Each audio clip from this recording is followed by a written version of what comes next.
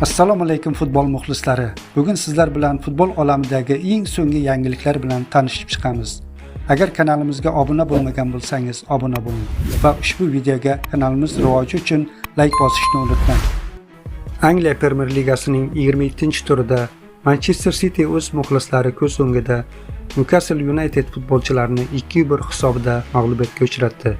Muhim g'alabadan keyin Josep Guardiola shogirdlari liga peshqadami Arsenal bilan oradagi farqni 2 ochkoga qisqartirishga erishdi. O'zbekiston milliy terma jamoasi himoyachisi Abduqodir Husanov tanaffusdan keyin Ruben Dias o'rniga maydonga tushib, Newcastlening tezkor va o'tkir hujumlarini qaytarishda jonbozlik ko'rsatdi. Uning tezligi va yakka kurashlardagi kuchli harakatlari Newcastlening hujumdagi tezligini to'xtatishda hal qiluvchi ahamiyatga kasb etdi. Abduqodirning jismoniy ko'rsatkichlari Newcastle singari tezkor qarshi hujum uyushtiradigan jamoalarga qarshi o'ynashda juda qo'l kelmoqda. Manchester City Angliya Premier Ligasidagi navbatdagi uchrashuvni 28-fevral kuni Leeds futbolchilariga qarshi safarda o'tkazadi. Turkiya Superligasining 23-turida Eldor Shomurodov va Abbosbek Fayzullayev o'ynayotgan Istanbul Başakşehir jamoasi safarda Allianz Sport futbolchilari mehmoni bo'ldi.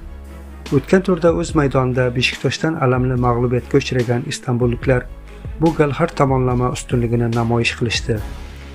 Uchrashuvning 14-daqiqasida Başakşehirning germaniyalik legioneri David Zilke hisobni ochdi. Birinchi bo'lim oxirida katta sahnaga o'zbek futbolchilari chiqdi.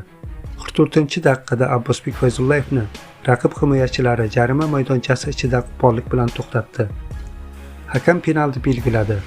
11 metrlik belgidan Eldor Shomurodov zarba berdi va hisobdagi farqni yiriklashtirdi. Ikkinchi bo'limda mezbonlar bitta javob to'pini kiritishdi. Eldor Shomurodov va Abbosbek Fayzullayevlar o'yinning ikkinchi yarmi o'rtalarigacha maydonda qolishdi va keyin zaxiraga olindi. Bu vaqt ichida ham hisobni o'zgartirish uchun ularda turli vaziyatlar bo'ldi. Biroq to'p darvoza to'riga tushmadi.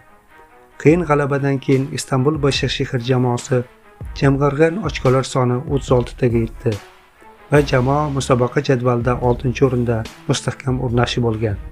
Bu bahsda to'p kiritgan Shomurodov chempionatdagi 16-golini nishonladi va to'purlar poygasida o'zidan o'zib ketgan Trabzonspor forvardi Pol Onuachiga yetib oldi.